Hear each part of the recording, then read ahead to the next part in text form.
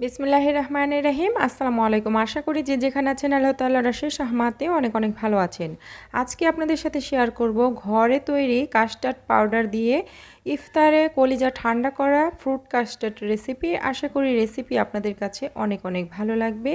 প্রথমে আমি কাস্টার্ড পাউডারটাকে তৈরি করে নিচ্ছি। এখানে একটা ব্লেন্ডার জারের মধ্যে নিয়ে নিচ্ছি 2 টেবিল চামচ চিনি।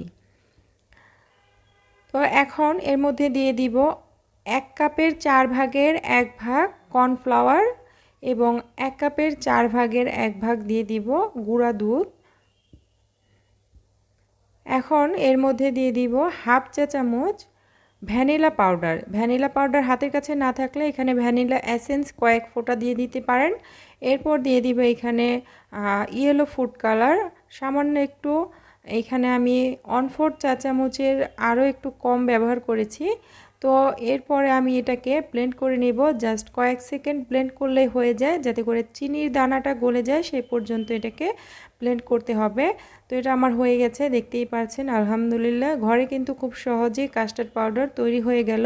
তো এই কাস্টার্ড পাউডারটা দিয়ে আপনারা যে কোনো ডেজার্ট আইটেম তৈরি করতে পারেন অনায়াসে, কোনো সমস্যা নেই। তো এটাকে আমি একটা বাটির মধ্যে নামিয়ে নিচ্ছি। তো এটা একটা বাটির মধ্যে নামিয়ে নিয়েছি। আর এই কাস্টার্ড পাউডার ঘরে তৈরি করে এটাকে কিন্তু অনেক দিন পর্যন্ত সংরক্ষণ করতে পারেন। যখনই ডেজার্ট আইটেম তৈরি করতে ইচ্ছে করবে তখনই কিন্তু এটা দিয়ে তৈরি করতে পারেন। তো আমি এটা তৈরি করে নিয়েছি। এখন এটাকে আমি একটা এয়ারটাইট বক্সে ভরে রেখে দেব। আর এটা দেখুন কত সুন্দর হয়েছে, একদম পারফেক্ট ঘরে তৈরি কাস্টার্ড পাউডার তৈরি হয়ে গেছে। তো বাইরে থেকে যে কাস্টার্ড পাউডারগুলো কিনে খান সেরকমই কিন্তু এটা হবে। আমি একটা বয়মের মধ্যে এটাকে ভরে নিচ্ছি।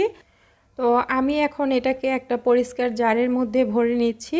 তো এটা হয়ে গেছে, এইভাবে এটাকে সংরক্ষণ করতে পারেন। আমি এখান থেকে কাস্টার্ড ফ্রুট কাস্টার্ড তৈরি করার জন্য এখান থেকে কাস্টার্ড পাউডার নিয়ে নিচ্ছি। একটা কাপের মধ্যে আমি হাফ কাপ তরল দুধ নিয়েছি।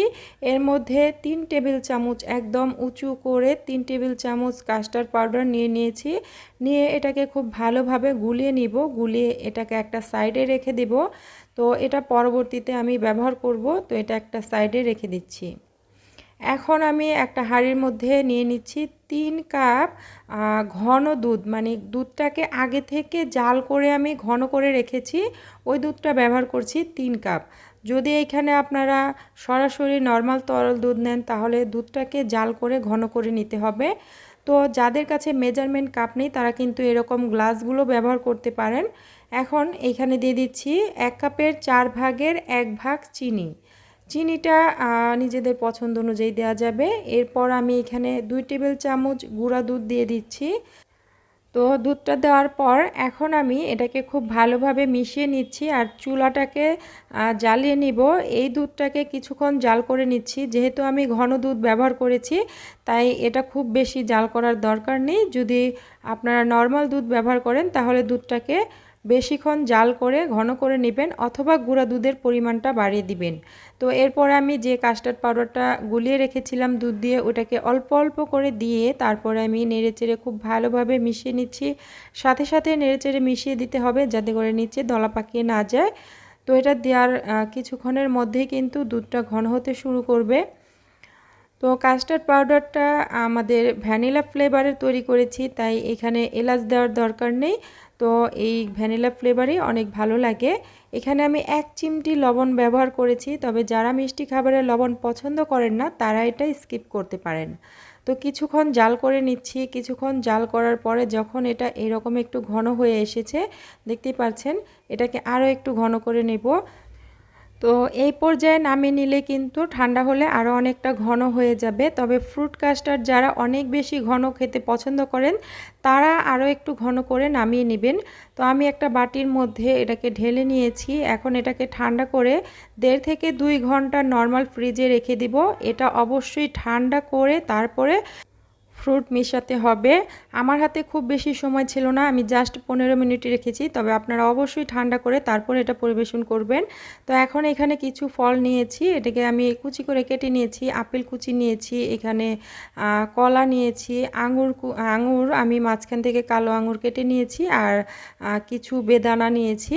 তো এই ফলগুলো আমি দিয়ে দিচ্ছি। আমি যে ফলগুলো নিয়েছি আপনাদের এই ফলগুলোই নিতে হবে এটা কিন্তু নয়, আপনাদের হাতের কাছে যে ফলগুলো আছে ওইগুলো দিয়ে কিন্তু এই ফ্রুট কাস্টার্ডটা তৈরি করতে পারেন। তো এটাকে দিয়ে আমি খুব ভালোভাবে মিশিয়ে দিচ্ছি। আর এটা কিন্তু মিশিয়ে নিলে একদম তৈরি হয়ে গেল। ঠান্ডা ঠান্ডা এই ফ্রুট কাস্টার্ড খেতে অনেক বেশি ভালো লাগে। যেহেতু এখন রমজান মাস, ইফতারে এই রকম এক বাটি ফ্রুট কাস্টার্ড থাকলে আর কি লাগে, সারাদিনের ক্লান্তি একদম নিমিষেই দূর হয়ে যায়। তো এটাকে আমার মিশিয়ে নেওয়া হয়ে গেছে। এখন এটাকে আমি উপরে কিছু বেদানার দানা আর কিছু আঙুর কুচি দিয়ে পরিবেশন করে নিচ্ছি। এটার মধ্যে আর কিছুই দেওয়ার দরকার নেই, এমনিতেই এটা পরিবেশন করা যায়। আশা করি আজকের এই রেসিপিটা আপনাদের কাছে একটু হলেও ভালো লেগেছে। যদি ভালো লেগে থাকে তাহলে লাইক কমেন্ট শেয়ার করতে পারেন। আর এরকমই সহজ রেসিপি পেতে চ্যানেলটিকে সাবস্ক্রাইব করে নিয়মিত পাশে থাকতে পারেন। আজকের মতো এতটুকুই, দেখা হবে নেক্সট ভিডিওতে। সেই পর্যন্ত সবাই ভালো থাকবেন, সুস্থ থাকবেন। এতক্ষণ সাথে থাকার জন্য অনেক ধন্যবাদ। আল্লাহ হাফিজ।